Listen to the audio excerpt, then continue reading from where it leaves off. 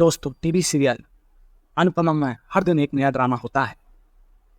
बीजी अनुपमा से कहती है कि अगर वह उनकी शर्त मानने को तैयार हो जाती है तो वे उसके पैसे ले लेगी, अन्यथा नहीं। अनुपमा कहती है कि वह स्वीकार नहीं कर सकती। बीजी कहती है, आपने कहा था कि मसाला और चटनी ही आपका घर है।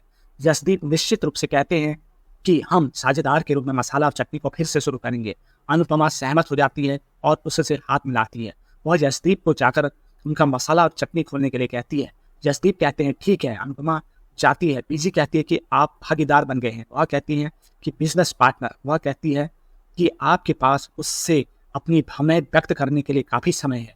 अनुपमा सड़क पर एक भिखारी को देखती है और एक रेस्टोरेंट के वेटर को कूड़ेदान में खाना फेंकते हुए देखती है। वह जसदीप को बोलती है कि वे भोजन का आकार छोटा रखेंगे और बचा हुआ भोजन गरीबों को दे देंगे। वह बर्गर और पानी की बोतल खरीदती है और गरीब आदमी को दे देती है। लड़का उसे धन्यवाद देता है और कहता है भगवान तुम्हें आशीर्वाद दे।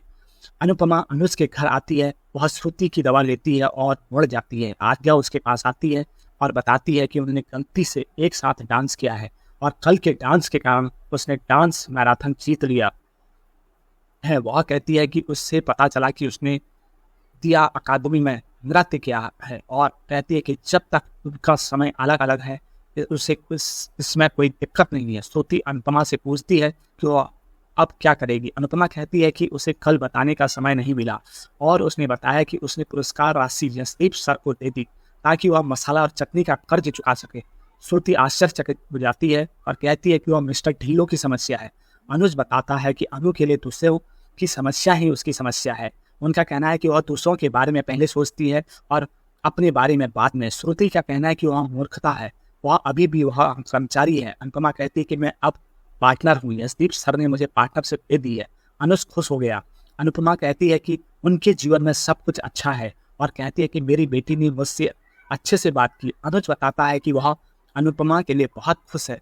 बा और वनराज टीटू के घर से लौटते हैं। बा का कहना है कि हमें कुछ भी गलत नहीं लगा। टिम्पी खुश हो जाती है।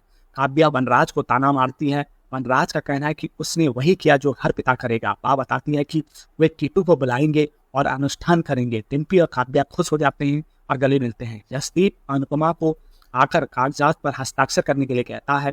अनुपमा सहमत हो जाती है। टिम्पी अनुपमा को फोन करती है और बताती है कि बा ने कहा है कि अनुष्ठान किया जाएगा और उसकी शादी की तारीख तय की जाएगी। अनुपमा उससे कहती है कि वह काव्या को वीडियो कॉल पर अनुष्ठान दिखाने के लिए बुलाने के लिए कही। टिम्पी उसे अपनी शादी में शामिल होने के लिए कहती है। अनुपमा कहती है कि वह उसे तैयार कर देगी और पूछती है कि क्या वह खुश है। टिम्पी का कहना है कि वह खुश है। अनुपमा उससे समाज के बारे में न सोचने के लिए कहती है।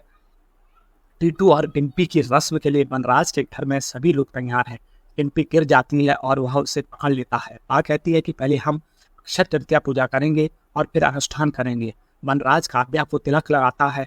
बाबूजी टीटू को टिम्पी का तिलक करने के लिए कहते हैं। वनराज का कहना है कि उन्होंने अभी तक शादी नहीं की है। बाबूजी कहते हैं कि वह टिम्पी को तिलक लगा सकते हैं।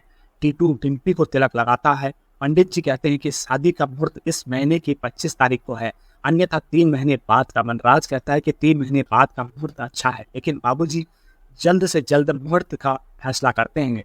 टिम्पी और टीटू एक दूसरे को बधाई दे देते हैं। अनुपमा चूड़ी पहनने की कोशिश करती है और उसे अपने हाथ में आने के लिए कहती है। अनुज वहाँ आता है और उसे इसे पहने आने में मदद करता है।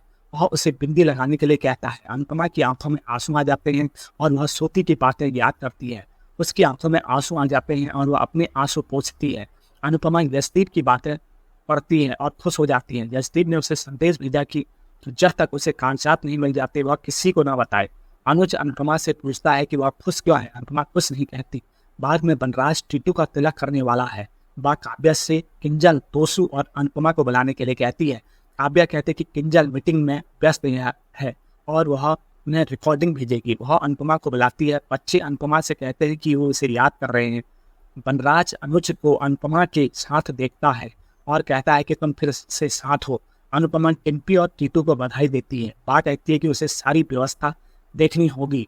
अनुपमा कहती है कि वह उसकी तरह व्यवस्था नहीं देख सकती। काव्या उनसे पूछती है कि क्या वे इस महीने की 25 तारीख को शादी के लिए आ रहे हैं। अनुज इतनी जल्दी कहते हैं। वनराज कहते हैं कि मैंने यही कहा था। अनुपमा टीटू से टिम्पी की मांग अभी भरने के लिए कहती है। टीटू का कहना है कि अगर किसी को कोई दिक्कत नहीं हो तो मैं तैयार हूँ। बावन राज को रोकती है। तो दोस्तों यह थी आज की अनुपमा टीवी सीरियल की कहानी। तो दोस्तों यह कहानी आपको कैसे लगी हमें लाइक और कमेंट कीजिए और हमारे चैनल को लाइक और सब्सक्राइब कीजिए। मिलते हैं एक नई वीडियो के साथ, तब तक के लिए नमस्कार, धन्यवाद।